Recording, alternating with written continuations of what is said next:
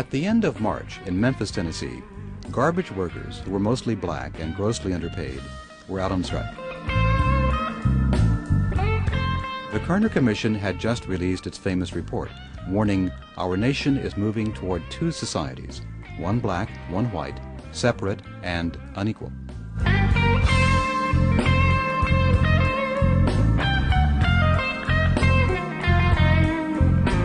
These men who were really at the low rung on the totem pole just got tired of being treated less than men. And if you notice that sign they had, it didn't say peace, it didn't say freedom, it didn't say justice. All it said was, I am a man. But somewhere I read of the freedom of assembly. Martin Luther King, the nation's preeminent civil rights leader, came to Memphis to express moral support for the men on strike. Somewhere I read that the greatness of America is the right to protest for right.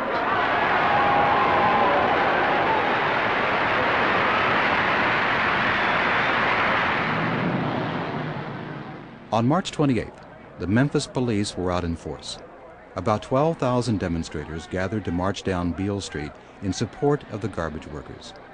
King was planning to lead a Poor People's March on Washington that summer, an ambitious new campaign focusing on economic justice. Memphis was supposed to be the dry run. There was a group of young guys called the Invaders, some of whom were on the FBI's payroll. We didn't know that at the time. But they were there really to stir up trouble.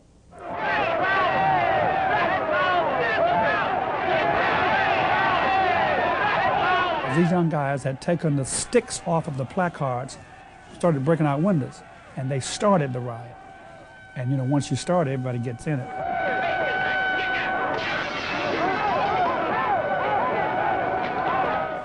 And rather than try and isolate the people who were rioting, the police just waded into the crowd, just beating people indiscriminately, just beating them. It was horrible.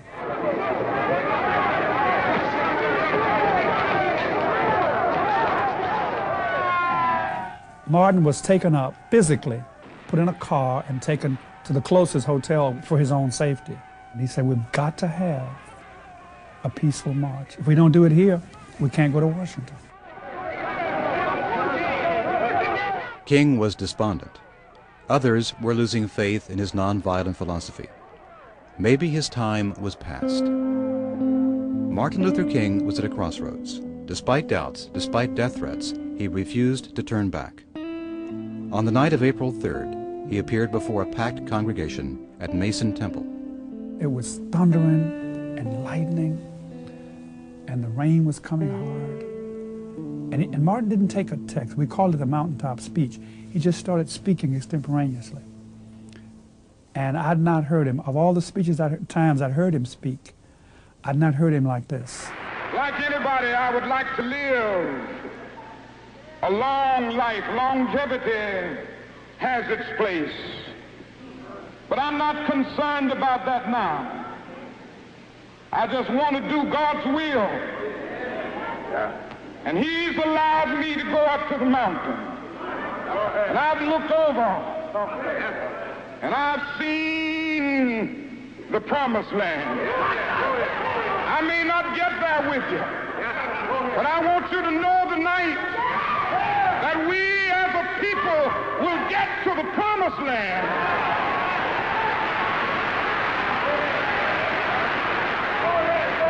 So I'm happy tonight. I'm not worried about anything. I'm not fearing any man. Mine eyes have seen the glory of the coming of the Lord.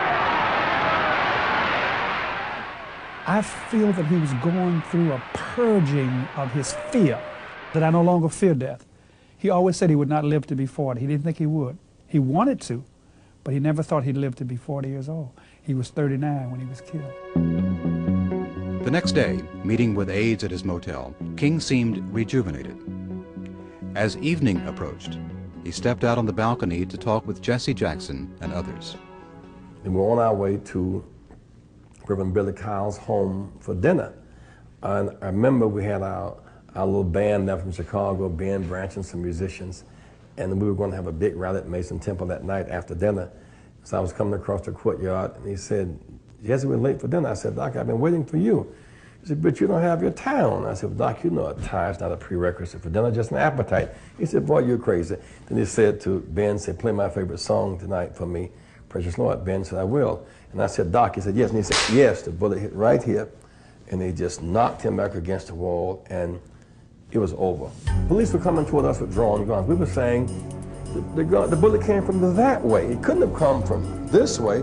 So why are you coming toward us with drawn guns? It came from that way. It came from that way.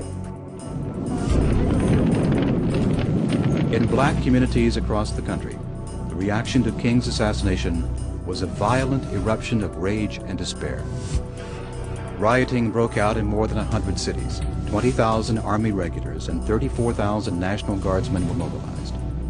In Chicago, Mayor Richard Daley ordered police to shoot to kill. Nationwide, 46 people died. Martin Luther King was dead. America was burning. Many feared that the last hope for racial equality and nonviolence had been extinguished. This seemed like the definitive statement. You know, America tried to redeem itself, and now, you know, they've killed the man who was taking us to the mountain.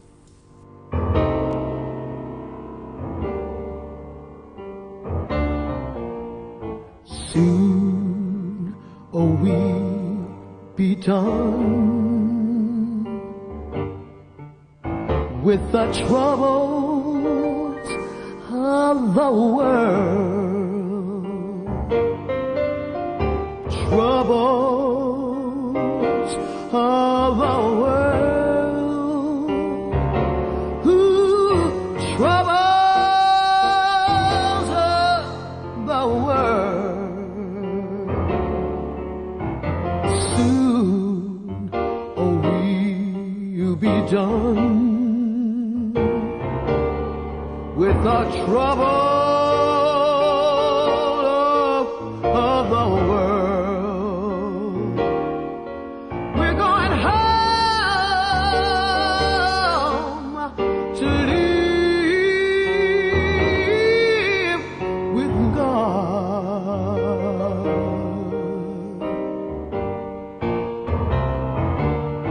I'm going home to live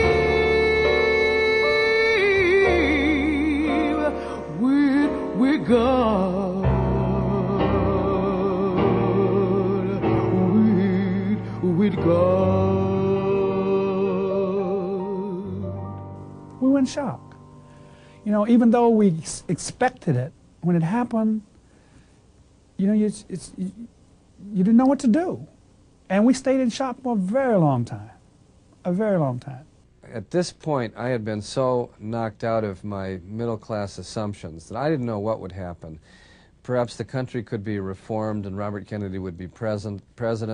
Perhaps we'd be plunged into a civil war. I'd be imprisoned and killed. Anything was, it seemed impossible to tell what country we were in and what was about to happen.